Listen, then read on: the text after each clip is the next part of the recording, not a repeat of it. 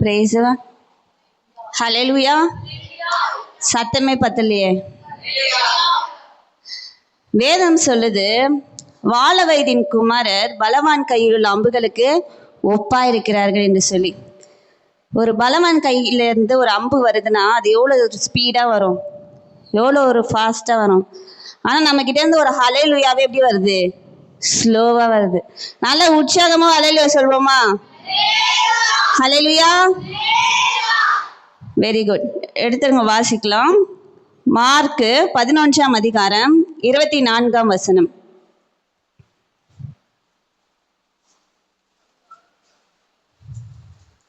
Mark 11ஆம் அதிகாரம் 24ஆம் வசனம். நீங்கள் ஜெபம் பண்ணும்போது எவைகளை கேட்டுக்கொள்வீர்கள் அவைகளை பெற்றுக்கொள்வோம் என்று விசுவாசியுங்கள். அப்பொழுது அவைகள் உங்களுக்கு உண்டாகும் என்று சொல்கிறேன். ஹல்லேலூயா. ஆதலால் நீங்கள் ஜெபம் பண்ணும்போது எவைகளை கேட்டுக்கொள்வீர்களோ அவைகளை பெற்றுக்கொள்வோம் என்று விசுவாசியுங்கள். அப்பொழுது அவைகள் உங்களுக்கு உண்டாகும் என்று சொல்லுகிறேன். நாம் எப்பொழுதெல்லாம் ஜெபம் பண்றோமோ அப்பொழுதெல்லாம் அந்த காரியம் நம்மளுக்கு உண்டாகும் அப்படின்னு சொல்லி நாம் விசுவாசிகளா இருக்குமா. நம்ம விசுவாசிக்கப்படும் போது அந்த காரியத்தை நாம் பெற்றுக்கொள்வோம். அப்படி விசுவாசித்து ஒரு பெஸ்ட் குவாலிட்டி எல்லாம் கொண்ட ஒரு பெண்மணி குறித்து நம்ம இன்னைக்கு பார்க்க போறோம். எடுத்து வாசிக்கலாம். 1 சாமுவேல் 1ஆம் அதிகாரம் 10ஆம் வசனம்.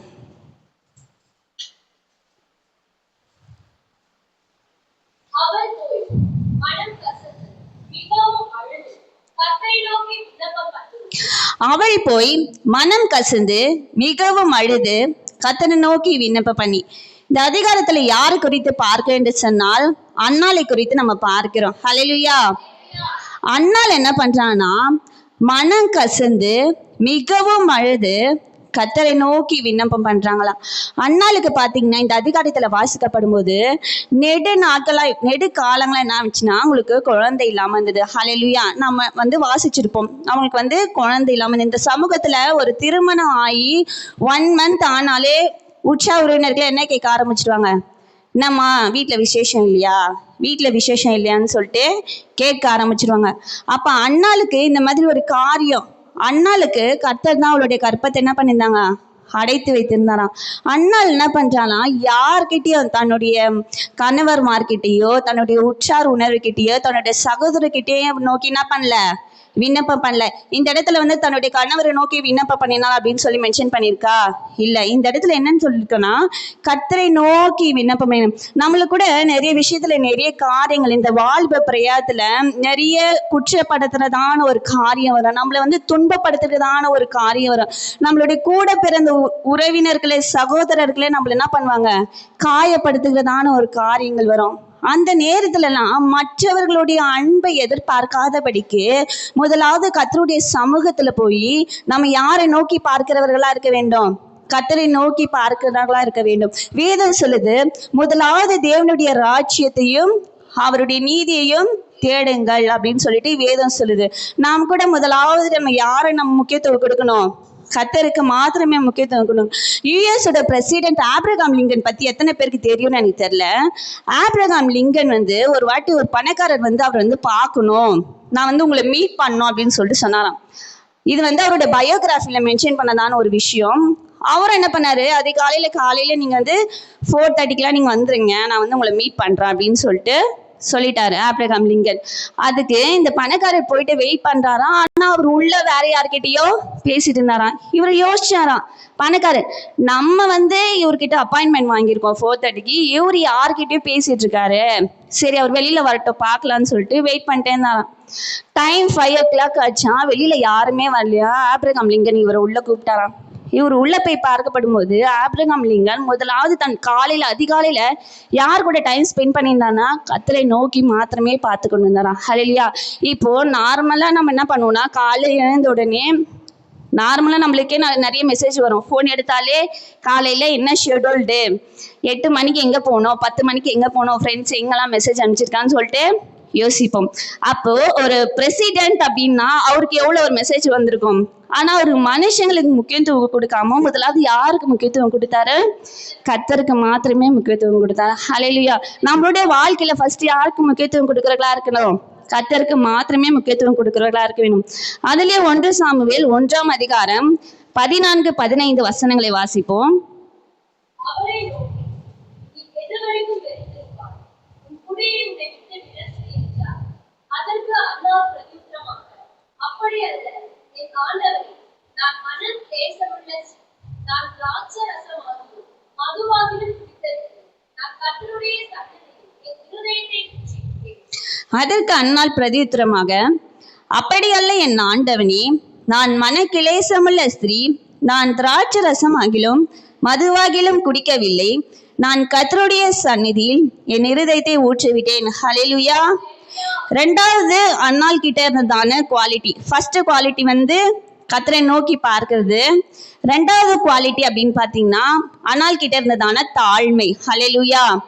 இப்போ நார்மலா வந்து ஒரு ட்ரிங்க்ஸ் பண்ணியிருக்கவங்க கிட்ட போயிட்டு நீ குடிச்சிருக்க தானே அப்படின்னு சொல்லி கேட்டாலே அவங்களுக்கு என்ன வரும்? ஒரு கோவம் வரும். ஆக்சுவலி அவங்க குடிச்சுதான் இருப்பாங்க. ஆனா வந்து நம்ம கேட்டா அந்த சமயம் என்ன பண்ணுவாங்க? கோவப்படுவாங்க. யாரை பத்தி நீ என்ன கேட்குற? நான் குடிச்சிருக்கேன், நீ வந்து பாத்தியா அப்படின்னு சொல்லி என்ன பண்ணுவாங்க? டென்ஷனாக நம்மளே யோசிப்போம் ஒரு செகண்ட், என்னடா இது நம்ம வந்து இப்படி கோவப்படுறாங்களே அப்படின்னு சொல்லிட்டு. ஆனா இந்த இடத்துல அவங்க வந்து கஷ்டப்பட்டு அழுகுறாங்க அண்ணால். ஹல்லேலூயா. தன்னுடைய மனசுல இருக்கிற மன கசந்து அப்படின்னா அவங்க எவ்வளோ ஒரு துக்கமாய் வந்து என்ன பண்ணியிருப்பாங்க? அழுது இருப்பாங்க. அந்த நேரம் பார்த்து ஏலி அவங்கள பார்த்து சொல்றாரு, நீ வந்து என்ன பண்ணியிருக்க?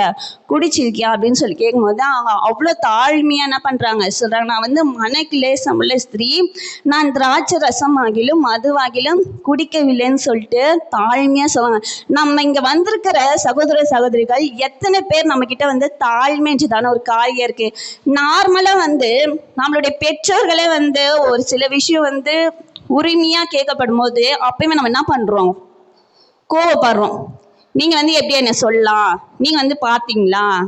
அப்படி இல்லாதபடிக்கு அண்ணாளை பார்த்து நாம் கற்றுக்கொள்ள வேண்டியதான காரியம் என்னது? அண்ணாள் கிட்ட இருந்ததான தாழ்மை. முதலாவது கர்த்தரை நோக்கி பார்க்கதான காரியம், இரண்டாவது அண்ணாள் கிட்ட இருந்ததான தாழ்மை. அதுவே 1 சாமுவேல் 1ஆம் அதிகாரம் 18ஆம் வசனம் வாசிக்கலாம். அப்பொழுது அவர், உம்முடைய அடியாருக்கு உம்முடைய கண்களில் தயை கிடைக்க கடவுளே என்றார். பின்பு அந்த ஸ்திரீ புறப்பட்டு போய் போதனம் செய்தார். அப்புறம் அவர் துக்கமுகமாய் இருக்கவில்லை. ஹல்லேலூயா. அப்புறம் அவள் துக்கமுகமாய் இருக்கவில்லை. பெண் எடுத்துட்டு வந்திருந்தீங்கன்னா அந்த லைன் மட்டும் அண்டர்லைன் பண்ணிக்கோங்க. துக்கமுகமாய் இருக்கவில்லை. ஹல்லேலூயா. அண்ணால வந்து தன்னுடைய இருதயத்தை வந்து ஆண்டவருடைய சமூகத்துல ஊற்றி விட்டாள். அதுக்கப்புறம் பாருங்களேன், ஏலி வந்து நீ சமாதானத்தோட போ அப்படின்னு சொல்லி சொன்னதுக்கு அப்புறம் வீட்டுக்கு போயிட்டு அவ என்ன பண்ணல? துக்கமுகமா இருக்கவில்லை. நாம என்ன பண்ணுவோம்? ஒரு காரியத்தை குறிச்சு யோசிச்சுனே இருப்போம். இன்னைக்கு வந்து சொல்லுவோம் ஆண்டோடைய சமூகத்துல, ஏசப்பா இன்னைக்கு நான் எக்ஸாம் நான் நல்லா எழுதணும், மார்க் நல்லா வந்துடணும் அப்படி சொல்லிட்டு போயிடுவோமா? திருப்பி மறாத நாள் காலையில வந்தோடனே திருப்பி நான் சொல்லுவோம், ஏசப்பா எக்ஸாம் எழுதியிருக்கேன், இன்னும் மார்க் நல்லா வந்துச்சா என்னன்னு தெரியல. திருப்பி சாயங்காலம் கூட்டம் வச்சாலும் என்ன பண்ணுவோம்? திருப்பி வந்துட்டு அதையே சொல்லி சொல்லி திருப்பி என்ன பண்ணுவோம்? கஷ்டப்பட்டுனே இருப்போம். ஆனா அண்ணாள் பாருங்களேன், அந்த இடத்துல ஒரு வாட்டி ஆண்டோட சமூகத்துல தன்னுடைய காரியத்தை சொல்லிவிட்டதுக்கு அப்புறம் அவளுடைய முகம் எப்படி இருந்தது?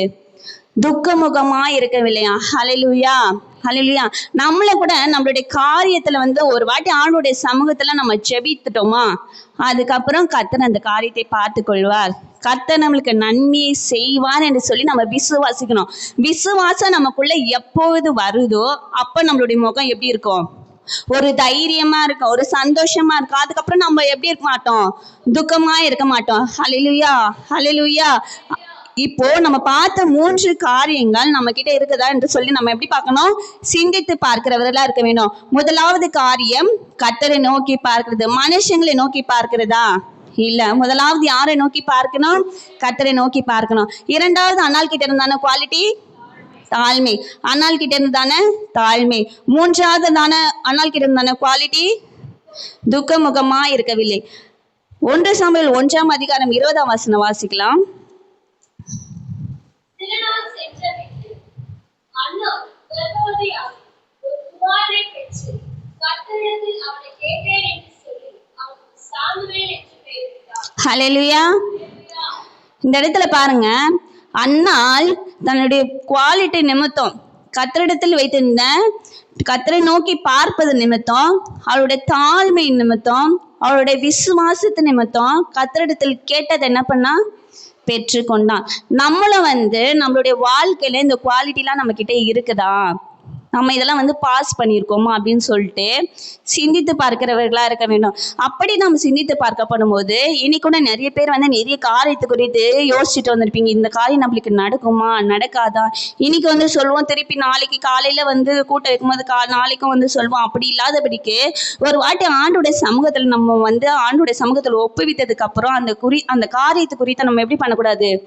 துக்கமா இருக்கக்கூடாது. முதலாவது ஆண்டுடைய சமூகத்தை நோக்கி பார்க்கணும், இரண்டாவது தாழ்மையா இருக்கணும், மூன்றாவது துக்கமாக இருக்கக்கூடாது. இந்த காரியம் நம்ம கிட்ட இருக்கப்படும் போது நம்மளுடைய வாழ்க்கையில எப்போதும் எப்படி இருக்கும்? ஜெயமாய் மாறும். ஹல்லேலூயா. எல்லாரும் சத்தமா இந்த 3 குவாலிட்டியை சொல்லலாமா? முதல் குவாலிட்டி, கர்த்தரை நோக்கி பாருங்க. நீங்க பலவன் கையில் உள்ள அம்புகள் தானே, அதனால சத்தமா சொல்லுங்கம்மா. ஃபர்ஸ்ட் குவாலிட்டி, இரண்டாவது தாழ்மை, மூன்றாவது துக்கமுகமா இருக்கக்கூடாது. அவளுடைய விசுவாசம் நிமித்தம் அவன் முகம் எப்படி இல்லை? துக்கமுகமா இருக்கவில்லை. கடைசி அந்த வசனத்தை வாசித்து முடிப்போம். மார்க் 11ஆம் அதிகாரம் 24ஆம் வசனம்.